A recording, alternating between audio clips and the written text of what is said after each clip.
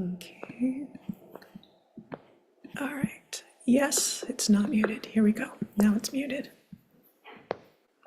Paused. All right. So in a moment, I'll share my screen and we'll begin the sutta on joy and happiness and the many other places it took me in the Pali Canon for our benefit today. Okay, screen share.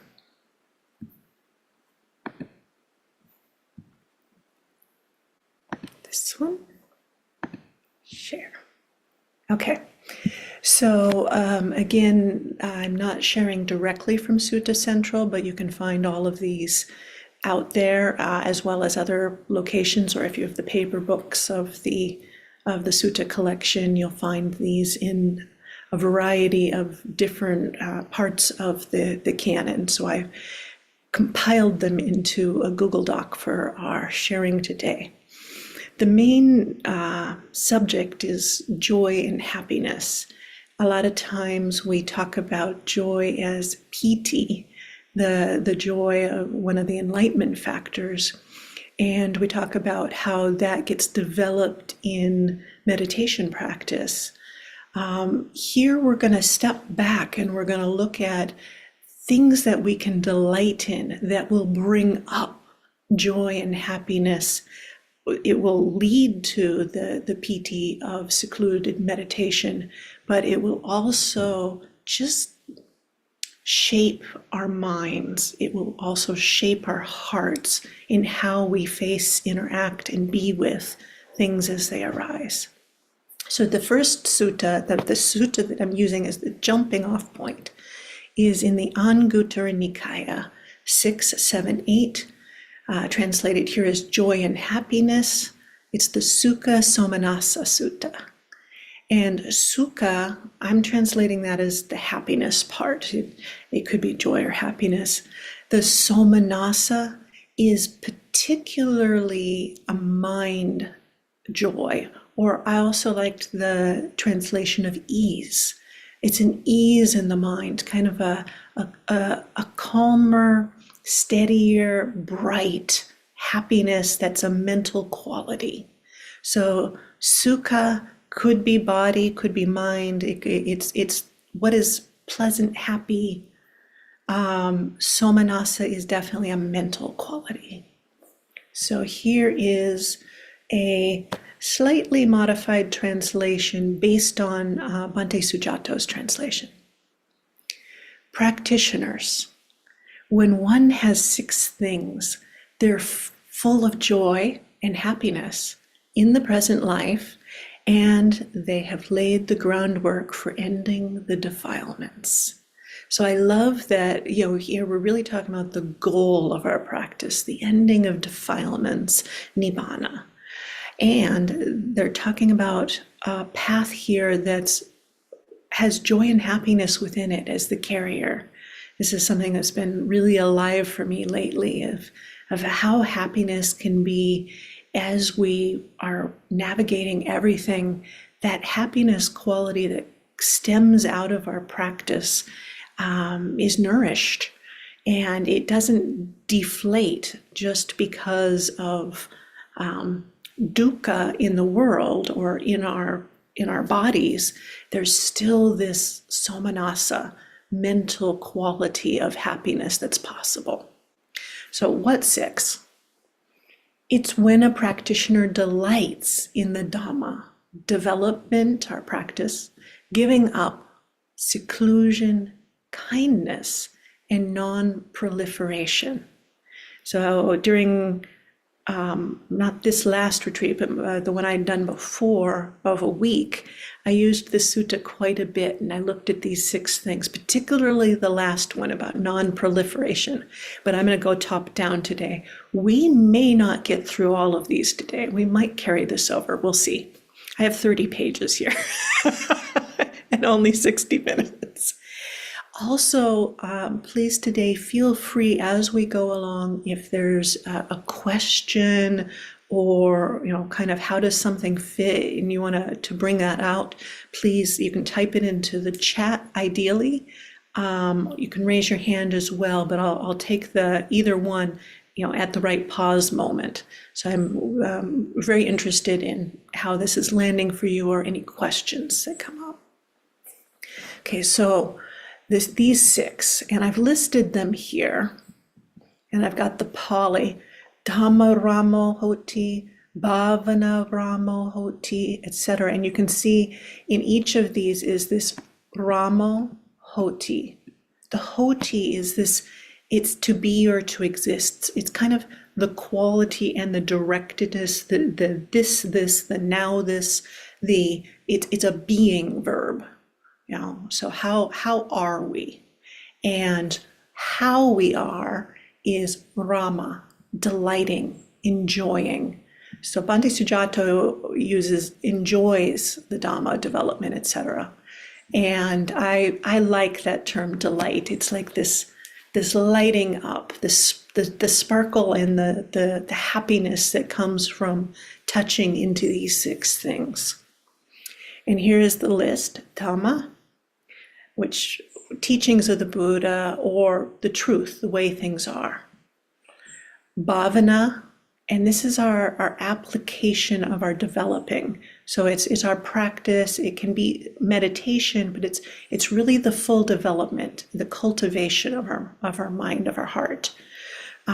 Each one of these groupings I've made a link to other suttas that flesh them out, because this sutta is only like 4 sentences long. The third one is pahana, giving up, abandoning.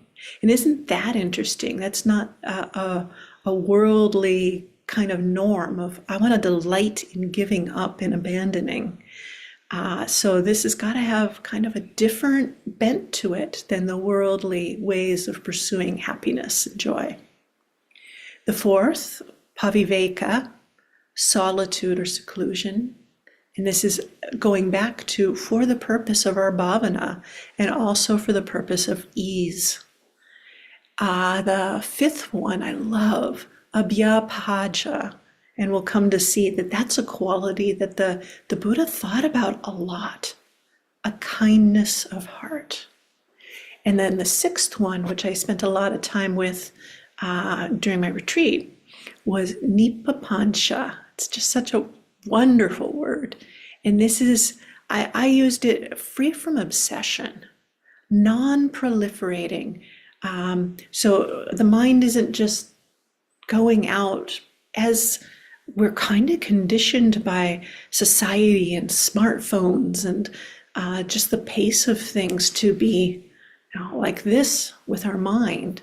And this is asking us to really be free from the proliferation, but I also like that free from obsession, how we grab on and then from what we grabbed, we go boo, boo, boo, boo, boo, boo, boo, boo, boo, and think about so many other things as well. So this is a delighting in a mind that's free from obsession.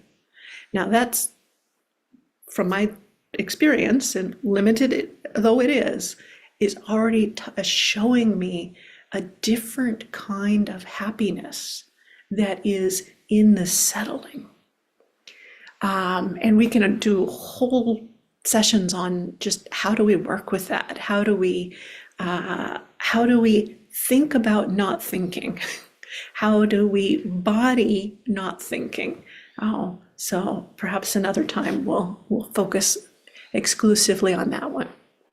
But here the sutta says, when a practitioner has these 6 things, they're full of joy and happiness in the present life, and they have laid the groundwork for ending the defilements.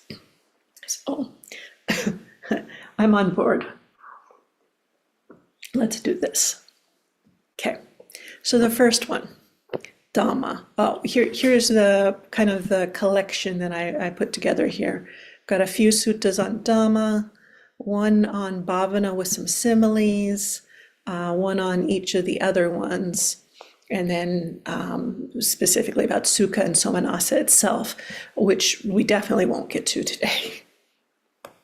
Okay, so Dhamma, delighting in the Dhamma. when I read that, the first thing that came to my mind was this Dhammapada verse. Dhamma piti sukhang seti vipassane na cetasa aryapavediti dhamme sadaramati pandito. And this one was one that one of my teachers, Ayatata Loka, really had an affinity with this particular verse. So she asked me to put it into an English translation chant. And it came out like this. One who drinks of Dhamma happily abides, with mind clear, pure, and bright, in the Dhamma made known by the noble ones, always the wise will delight. And sometimes when I would be getting a little down, I would just repeat that chant over and over and over. Always the wise will delight. Always the wise will delight. And this first part, drinks of Dhamma, they're happily abiding. So I looked further. When I was an Anagarika and even an aspirant, Ayasobana started teaching me some of the Pali by translating the Dhammapada, and we would list out the definitions. So this drinks of Dhamma is really interesting. The word up here you can see is Dhamma piti. And piti, I mentioned earlier, is that factor of awakening that's joy. It's also that quality that arises, the kind of joy that arises in meditation as your meditation becomes becomes settled, unified. So this piti also, there's another definition of piti from pitin, which is drinking. And this is one of the few places in the Pali Canon where the piti is actually this, I love it, soaked or saturated in. So if we soak ourselves, saturate ourselves in the Dhamma, I don't know anyone who's rightly saturating themselves in Dhamma that at that time isn't probably experiencing happiness. It's been my kind of, like, if I want to change the valence, the tonality of my mind, picking up the suttas can be nourishing, quenching. So Dhamma piti, drinking Dhamma. Dhamma piti, also joy in the Dhamma. And this is using piti with that other definition of rapture or enthusiasm, having joy in the Dhamma. And this also talks about how it goes into linking with pamoja, gladness, and sukha, as it is in this sutta, happiness. And let me see what else in here. I mean, this is all good, but the characteristic of meditative concentration, insight practice, as well as the jhanas, and it appears as a factors of absorption, strongest in the second jhana. 5 degrees of intensity in meditative rapture are described, and that you can go to the Visuddhimagga for that. And it's one of the factors of enlightenment. So we really see happiness all over the suttas. Yes, we have the first noble truth, which talks about dukkha. However, if you really practice understanding dukkha, what arises in the process of the path is happiness. So when the Buddha talks about the handful of leaves, there are all these things in the world to talk about, all this knowledge that he has. But what he talks about is the ending of suffering and the ending of suffering. And when there's the ending of suffering, there is this quality of happiness. So the next sutta. Okay. And I do have my eye on the chat if anybody puts anything in there. The next sutta is from the Iti-Vuttaka. And this is a wonderful collection of the utterances of the Buddha that were collected by a woman to share with the women that were back at the palace and couldn't go out to hear the Buddha themselves. So they're about, they're what she heard and collected. And then after the Buddha died, the bhikkhus went to get the stories so that they could also be included in the literature that we have of our suttas. This one's called Practicing in Line with the Teaching, so the Dhamma. This was said by the Buddha, the perfected one. That is what I heard. And all of these itivutaka ones are, this is what I heard. Regarding a practitioner practicing in line with the teaching, it is in line with the teaching to declare what it means to practice in line with the teaching. When speaking, they speak in line with the teaching, not against it. When thinking, so this gets later to our papancha, but just thinking in general, they think in line with the teaching, not against it. And then rejecting both speaking and thinking. And this rejecting, I'm not sure, I'd have to go back and look at the Pali, but this could get to that other quality of abandoning speaking and thinking. They meditate, bhavana, staying equanimous, mindful and aware. And then it includes a poem, delighting in the teaching, so delighting in the Dhamma, enjoying the teaching, contemplating the teaching. A mendicant who recollects the teaching doesn't decline in the true teaching. Whether walking or standing, sitting or lying down, with mind collected inside, they attain only peace.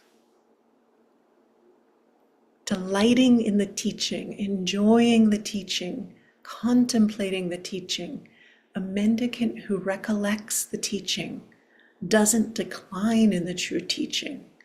Whether walking or standing, sitting or lying down, with mind collected inside, they attain only peace.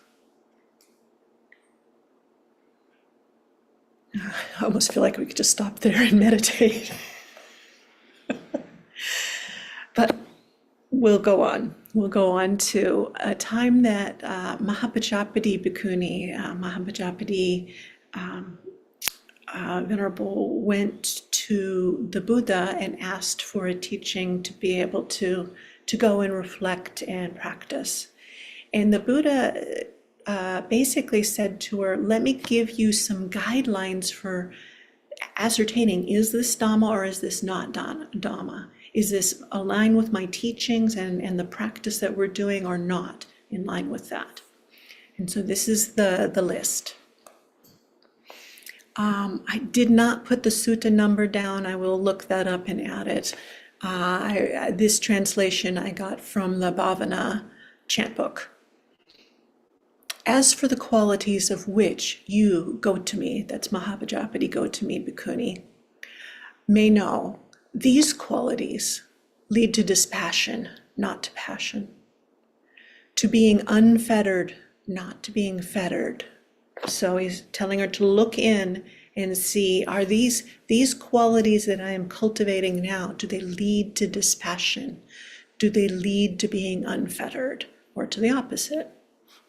Do they lead to self-effacement, not to self-aggrandizement, to modesty, not to overweening ambition, to contentment, not to discontent, to seclusion, not to entanglement, to arousal of energy, not to laziness, to being unburdensome, not to being burdensome. You, Gotami, may definitely hold, this is the Dhamma, this is the Vinaya, this is the teacher's instruction. So the Buddha is asking that we look at the qualities and see where they lead.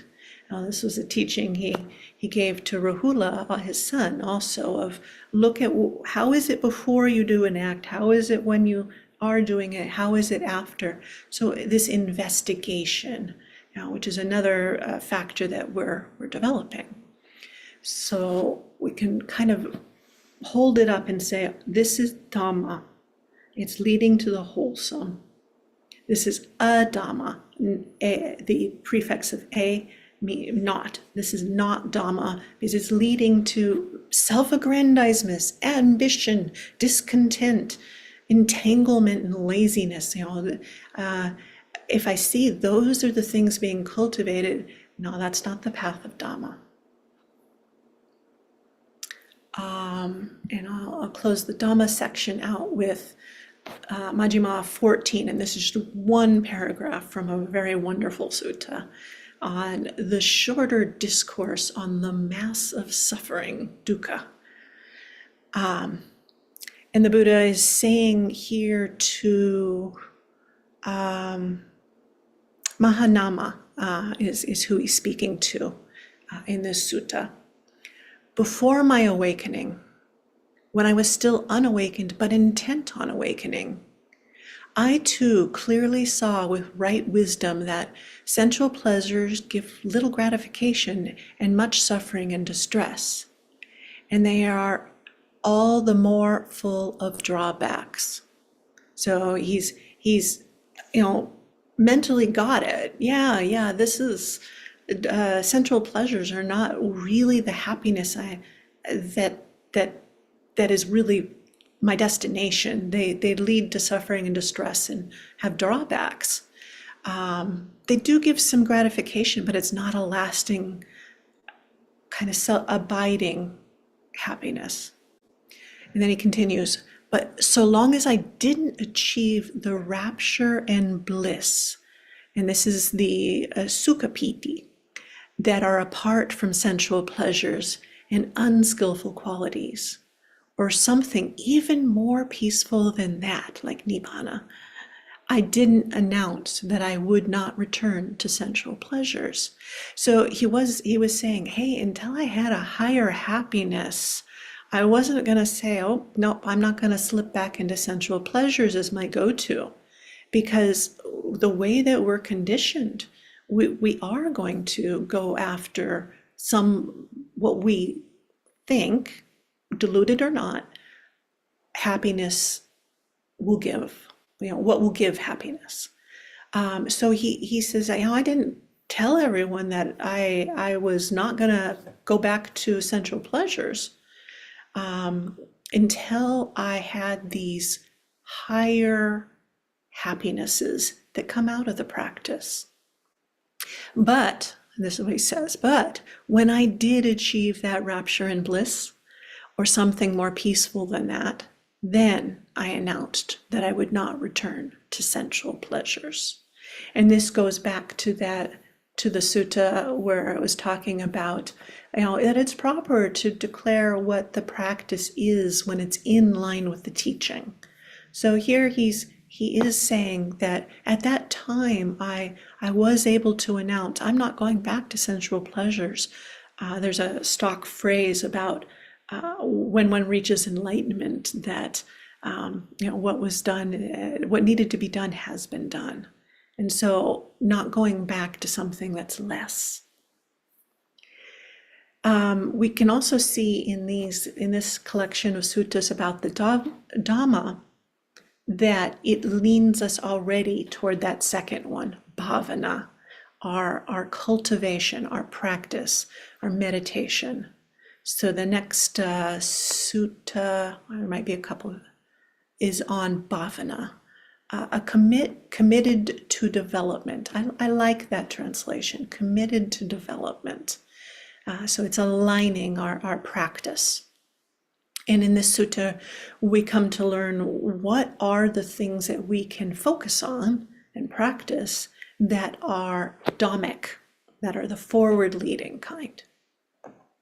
So let me say where this is. Anguttara Nikaya 7.71.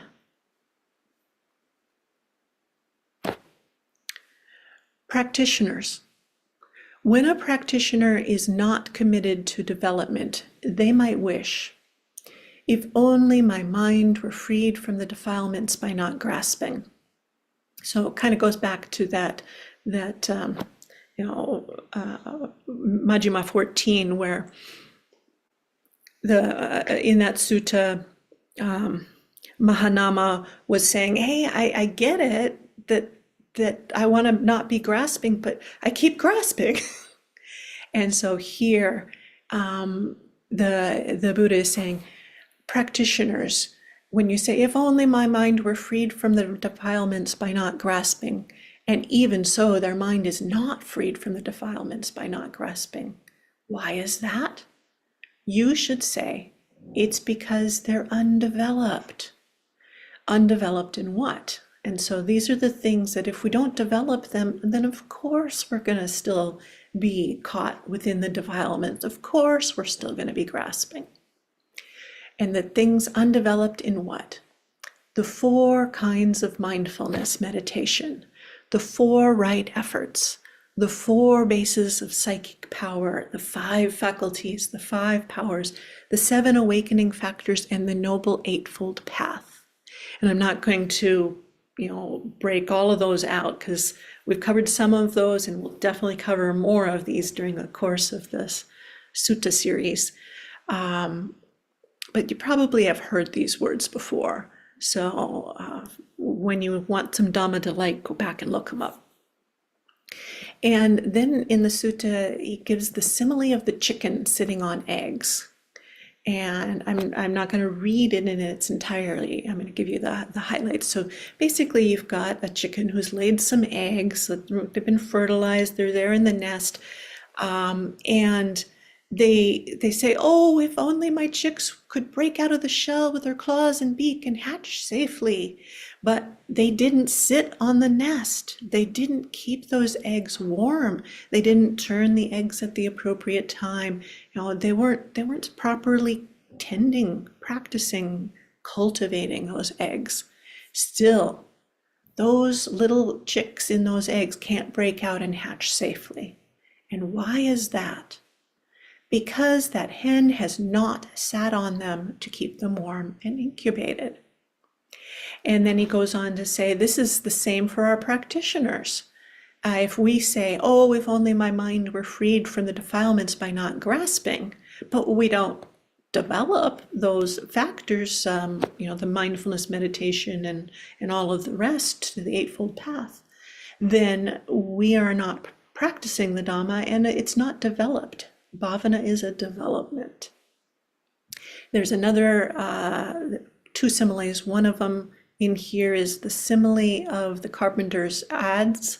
An adze is a particular kind of tool that a carpenter would use, but it's not really important what the tool is.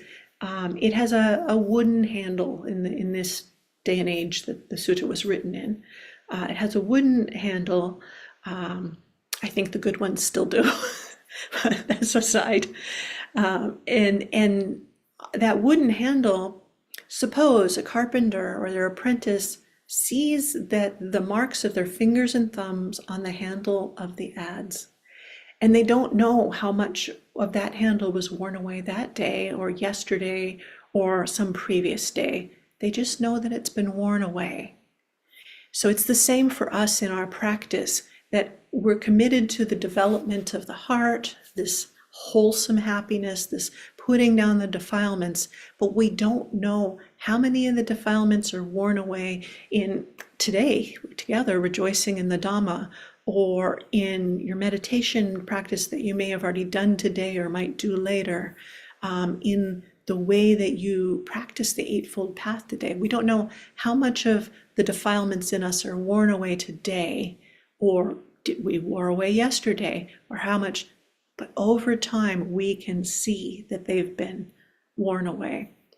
I'm quite confident that all of you here, and probably those who are listening even on the YouTube land, can see that the practice, if you've been doing it for a while, does change us in a wholesome way. So we can't just keep looking at the handle of the adze or our heart. Did that practice have a good effect?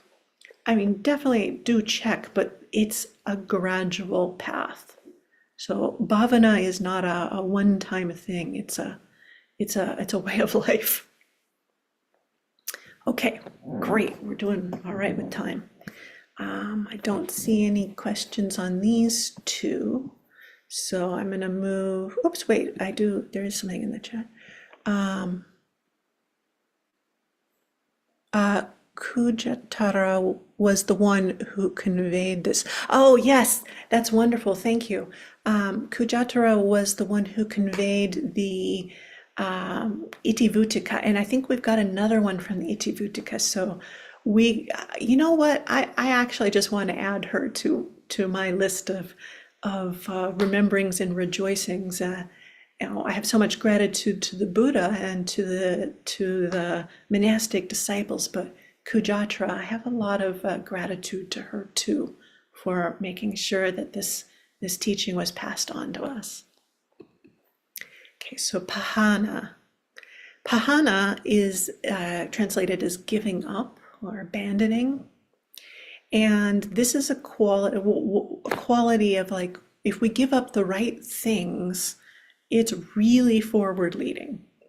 I was talking to someone yesterday about how, I noticed, I was potentially going to, we were looking at things to get the Vihara, and I noticed that there was this craving arising around something.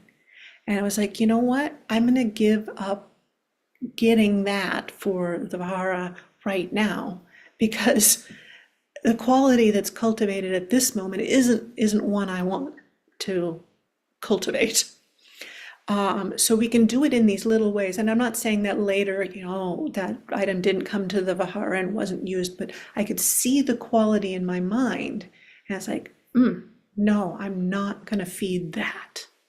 So these are ways that we can just, in little ways, and also the big ones, make shifts with giving up. So here's the sutta, and it's Anguttara Nikaya 7.9. Practitioners, the spiritual life is lived to give up and cut out these 7 fetters. What 7? The fetters of attraction, repulsion, views, doubt, conceit, desire to be reborn, and ignorance. I've got the Pali here for those terms. The spiritual life is lived to give up and cut out these 7 fetters. I'd started to expand on these and realized there was no way we were going to get through if I went into all the fetters as well. So since we're focusing on joy today, notice when something that doesn't lead to joy is arising, is we're entrapped in it. Can we give them up? And bit by bit, you can pull out each of these in your own life and like really focusing on conceit, this sense of me. In that, if we get to all the way to the end with Anuruddha, back to Anuruddha, we'll see this come up again. But you can also see views, doubt, attraction, whatever it is that's in us. Can we practice to give up? The spiritual life is lived to give up and cut out these 7 fetters. And then it says, when a practitioner has given up the fetters of attraction, repulsion, views, doubt, conceit, desire to be reborn, and ignorance, cut them off at the root, made them like a palm stalk, obliterated them so they are unable to arise in the future. They're called a mendicant who has cut off craving, untied the fetters, and by rightly comprehending conceit, has made an end of suffering. So there's a really strong reason here, made an end of suffering, to practice giving up these fetters that bind us. I skipped one of the similes in the last sutta, but I'm just going to bring it in here. The last simile is of a ship that is tied, has ropes and whatnot on the ship. Maybe it's to the sails, or I'm not entirely sure where all the ropes are on a old ship, an old wood ship. But they talk about that ship is out at sea and it's being worn by the water and the wind and the sun. And then in the season where the boats are taken out of the water, the ship is sitting on the land. Even then, the sun and the wind, bake down on it in that season. And those ropes that had been so strong and directed, helped with the directing of that ship, they just decay. They become, all worn out, and they don't have the strength to hold anymore. So it's the same way as giving up these fetters that tie us into samsara. All right. Checking again the chat. Okay, nothing new. Paviveka is the next of these 6 things. And now we're going to jump to the 3s in the Anguttara Nikaya, 3.93. And this is seclusion. So Paviveka is translated as seclusion here. I'm not going to read all of the things that the other religious groups on wanderers associated. We'll just go down to the others. So mendicants. Wanderers of other religions advocate 3 kinds of seclusion. What 3? Seclusion in robes, alms food, and lodgings. So here we're talking about our material needs. And the way that they practiced with these material needs of, we can say our clothing, food, and shelter, is they had specific things they would use. It's almost like somewhat ritualistic. They eat specific things or wear specific things, or the kinds of lodgings that they would accept. Now, I'm not saying it can't be good to determine what kind of renunciation you want to practice with these things, but that is not so much the seclusion that the Buddha is wishing for us to look at. So in this teaching and training, the Buddha's teaching and training, the Dhamma of the Buddha, there are 3 kinds of seclusion for a practitioner. And these are the 3 that the Buddha recommends. What 3? Firstly, a practitioner is ethical, giving up unethical conduct, being secluded from it. So here's one of the things. Yes, the seclusion talked about here does include the seclusion of going, into meditation practice, but it also really important to include we give up unwholesome, unethical conduct. We seclude ourselves from that. They have right view. They give up wrong view, being secluded from it. And I would posit that, I would suggest that giving up wrong view, one of the things to really focus on is giving up fixed views, giving up holding tightly to views, giving up views that bring up a conceit in you, and I believe this. That doesn't mean that we don't have sada faith. It doesn't mean that we don't have proper discernment, but the way that we go into the right view is we look at the 4 Noble Truths. So having right view, we give up wrong view, we're secluded from it. And a good way to practice into that seclusion is not to fix tightly to any view, but to use views of the 4 Noble Truths to guide us. They've ended defilements, giving up defilements. And we've talked about that one already. Being secluded from them. So it can be that list of 7 we saw before, or any of the defilements of the mind that keep us from a proper, one of my favorite words, gochara, our domain, our space, our pasture for practice. And when a mendicant has these 3 kinds of seclusion, they're called a practitioner who has reached the peak and the pith, being pure and consolidated in the core. So this has a simile in the sutta as well, and this one is the simile of a farmer who has a rice field, and the field's ripe. And so they know it's the right time, and they swiftly gather they cut the rice, they gather it, they transport it, they make it into heaps, they thresh it, they remove the straw, they winnow it, they bring it to where it needs to be brought, and then they pound it, and they have the husks removed. In this way, that farmer's crop would reach the peak and the pith, being pure and consolidated in the core.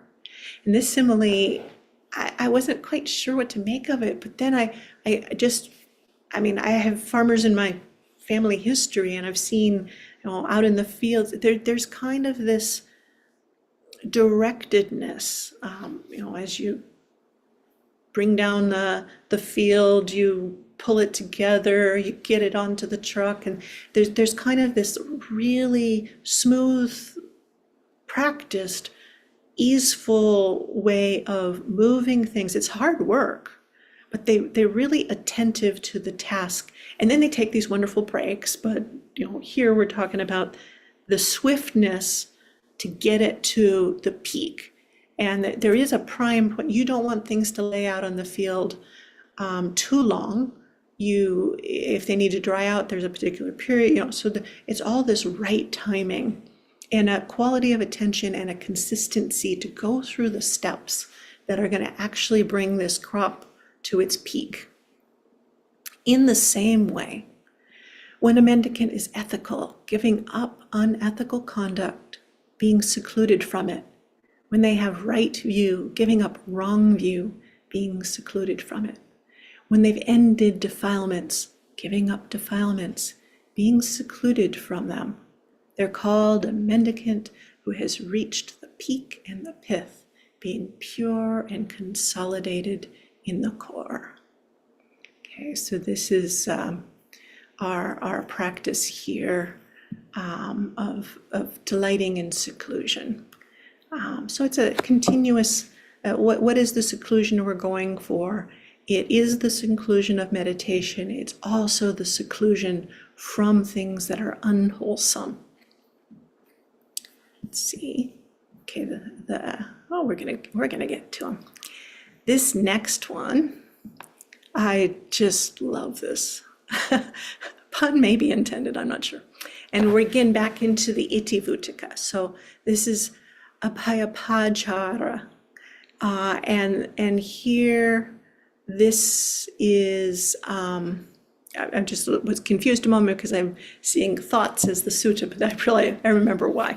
So this is the kindness. So here we're looking at the quality of kindness. And this is Itivutika 38. This was said by the Buddha, the perfected one. That is what I heard. Again, you see that phrase, that is what I heard. Two thoughts, mendicants, often occur to the realized one, the perfected one, the fully awakened Buddha. So the Buddha's telling us what he thinks about. And he says, often it's the thought of sanctuary and that of seclusion. The realized one loves kindness and delights in it. And so this thought often occurs to him. Through this behavior, I shall not hurt any creature, firm or frail. The realized one loves seclusion and delights in it. So this thought often occurs to him. What is unskillful has been given up. You can see again, some of the other delighting qualities showing up here.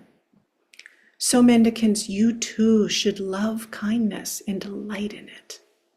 Then this thought will often occur to you. Through this behavior, I shall not hurt any creature, firm or frail. And you too should love seclusion and delight in it. Then this thought will often occur to you. What is unskillful, what is not given up, what should I give up? And then the Buddha had this verse.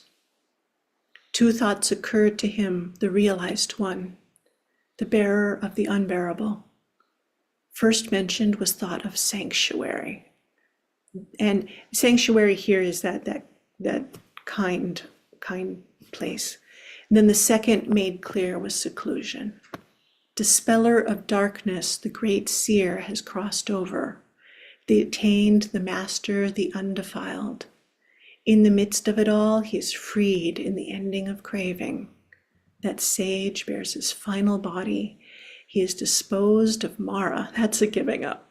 Disposed of Mara, I declare, gone beyond old age, standing high on a rocky mountain.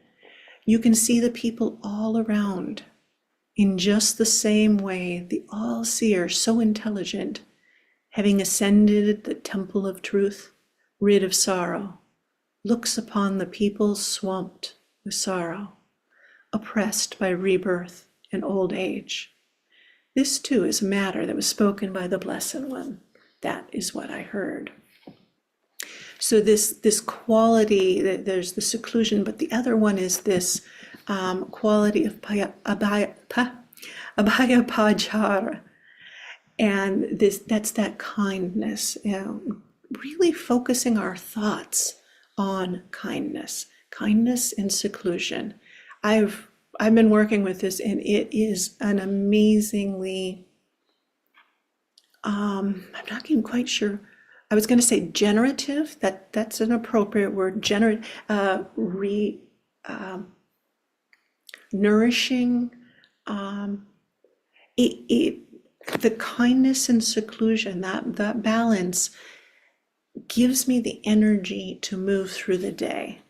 When I'm really, like balanced in a high quotient of my thinking, being kind or secluded, then the amount of energy I have to be and do is much increased and they've used the word pure, of a pure quality. So it's an amazing, amazing practice.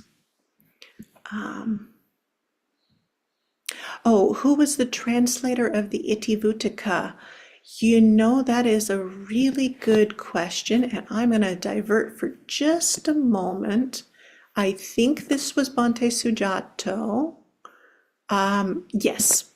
I'm looking at this particular translation is Bhante Sujato, available on Sutta Central. I think when I finish making this Google Doc, I will actually embed the links to Sutta Central so you can get the full sutta. In the Itivutika case, it is pretty much the full sutta, but some of the Majjhima I've definitely pared down. So thank you. Okay, we have time to go on to the one I said we could spend a long time on. All of those we could. Nipapancha. And this one I definitely also cut down how much of it to share today, this sutta.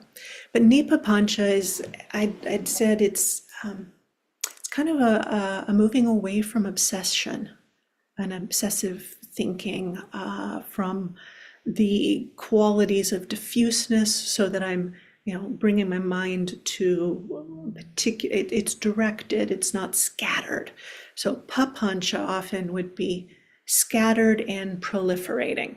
So nipapancha is the settling and the stilling. So the sutta that I turned to here, there are others. The one that I picked today is Anuruddha, who's one of my favorite characters in the canon, and the great thoughts. So, at one time, the Buddha was staying in the land of the Bhagas at Crocodile Hill in the deer park at Bay Sakala's Wood. And at that time, Venerable Anuruddha was staying in the land of the Chaitis in the eastern bamboo park. Then, as Anuruddha was in private retreat, so secluded, this thought came to his mind. This, I added the but I can imagine it. This teaching is for those of few wishes, not those of many wishes. It is for the contented, not those who lack contentment. It is for the secluded, not those who enjoy company. It is for the energetic, not the lazy. It's for the mindful, not the unmindful. And it's for those with immersion, seclusion, meditative practice, not those without immersion. That word there would be samadhi in Pali. It is for the wise, not the witless. And maybe you can recall to earlier in this hour when I was going through the list that the Buddha recommended Mahapajapati Gautami Bhikkhuni look at as far as saying, is this Dhamma or is this not? So Anuruddha's, this list very much overlaps that list that the Buddha gave to the Bhikkhuni. So here we have this bhikkhu. Oh yeah, I'm noticing this. And I also want to say that we may not, in our practice, particularly the early stages, really say, oh, I'm contented. No, I notice I enjoy people's company. I lack contentment. I have a lot of wishes. I'm unmindful. But one or all of these may be there. So this doesn't mean that the Dhamma, the teachings, are not for us. It means that we have some work to do so that we can, back in the first one, the Dhamma, delighting in the Dhamma, so we can soak and saturate it and drink the Dhamma. Sometimes what we need to do is apply the Dhamma to, oh, I'm feeling a bit lazy. I'm just avoidant. I'm slothful. I don't go to the cushion. I don't go help people. I'm just kind of couch potatoing. Well, what could I delight in that would help me realign? So this is a delighting in nipapancha, because often I know when I've had a lazy mind, it can be dull, but a lot of times the body is in this lazy thing, but the mind is just papancha. So the way that these factors come together are, we've got these 6 things that he's talking, how do I get 6 here? 6 things that he's talking about that really all support each other. So if you find, this teaching, it's really for someone who's contented. I'm really lacking contentment. Maybe I should go find a teaching that is specifically going to help me with that practice. Oh, I wish I could turn the camera. There is a deer literally right on the porch here. So, Nipapancha, I'll come back to you. This is the mind. The wise, not the willis. Okay. And now the baby deer. Okay.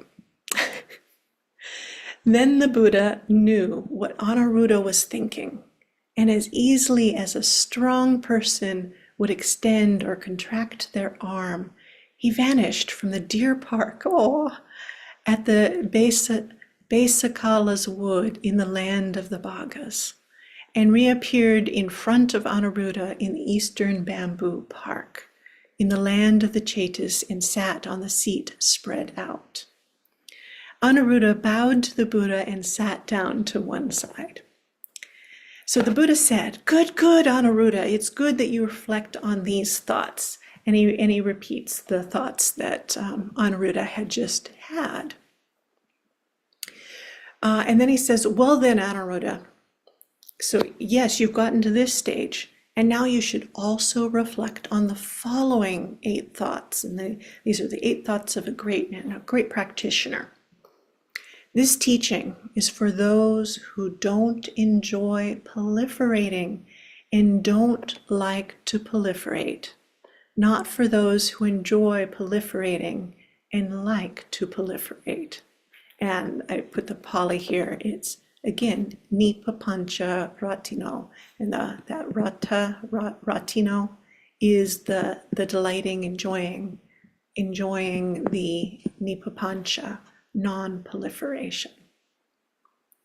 And it goes on from this, then one goes into meditation, into the jhanas.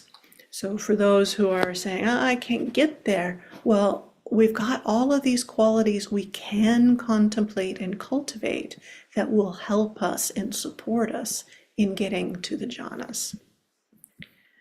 Okay, so I'm gonna keep scrolling down because we've got only a few minutes left here. So first you'll reflect on these 8 thoughts of a great man and you'll get the 4 absorptions, blissful meditations in the present life that belong to the higher mind, when you want without trouble or difficulty. Then, as you live contented, your rag robe will seem to you like a chest full of garments of different colors, seem like to a householder or a householder's child. It will be for your enjoyment, relief, and comfort, and for a lighting upon extinguishment. So this is nibbana, coming in the conditions for the unconditioned nibbana. And it will be for your enjoyment, relief, and comfort. So this practice, the Buddha is saying, of giving up and reflecting, and then having the absorptions, the blissful meditation, and then the contemplation will be for enjoyment, relief, and comfort. So joy and happiness. And he repeats the same for the other requisites, food, shelter, and medicines. And then he advises Anuruddha to where to stay for the next rainy season. So where to be in seclusion for practice. And of course, Anuruddha says, yes, sir. After advising Anuruddha like this, the Buddha, as easily as a strong person would extend or contract their arm, vanished from the eastern bamboo park in the land of the Chetas and reappeared in the deer park, they're still out there, at Besakala's wood in the land of the Bhagas. Okay, and in this, you can definitely, I recommend, go look at the sutta in full. But he explicates them a little bit further. And so here he says, this teaching is for those of few wishes, not those of many wishes. That's what I said, but why did I say it? A practitioner with few wishes doesn't wish, may they know me as having few wishes. And it goes through with the other ones, may they know me as this. So this is where we come back to that concept of conceit that needs to be let go. It's not that we're doing these things so that we could be known for them. That may or may not be a side effect. We're of fewness of wishes, and that part itself leads to the jhanas, the cultivation, and the eventual understanding. Okay, I just highlighted a few things knowing our time would be not complete here. Okay, so specifically on Nipapancha. This teaching is for those who don't enjoy proliferating and don't like to proliferate. Now, for the longest time, I thought I enjoyed it. I thought, wow, my mind is so fast and agile and can think so many creative things. And look, I've got patents to prove it, which is that they know me by. Not for those who enjoy proliferating and like to proliferate. So the enjoying the non-proliferation takes development, it takes cultivation, it takes practice, and the fruits of the practice will be this more spaciousness where you begin to really savor the taste of, in other places they call it emptiness. So that's what I said, but why did I say it? It's for a practitioner whose mind leaps forth, gains confidence, settles down, and becomes decided regarding the cessation of proliferation. So at a certain point, our minds leap towards this with confidence, settling down. And you may experience this on retreat, or maybe you experience it even in a shorter sit, that there's a time where the mind just says, yes. And it becomes decided in regards to the cessation of proliferation. That settled quality is the quality that feels the most appropriately happy. Okay, and I'm at the time, so I'm just gonna read through the end here. This teaching is for those who don't enjoy proliferating and don't like to proliferate, not for those who enjoy proliferating and like to proliferate. Then, Anuruddha stayed the next rainy season residence right there in the land of the Chetas, in the eastern bamboo park. And Anuruddha, living alone, withdrawn, diligent, keen, and resolute, soon realized the supreme culmination of the spiritual path in this very life. He lived having achieved with his own insight the goal for which gentlemen and all of us rightly go forth from the lay life to homelessness. So, and even if you're not taking on robes, you can rightly practice for the ending of the defilements, for the culmination of the spiritual path. And I highly recommend it, and the Buddha, because the Buddha highly recommended it, and I've been doing my best to follow that. So we are at time. That was it was very joyful to put this compilation together, and I hope that you've also found some happiness in going through it together. May you have a beautiful day, and those watching the recording later. I see our tech person is online now. Let's include a link to this compilation once I've got it cleared up when we post it on YouTube. All right, thank you.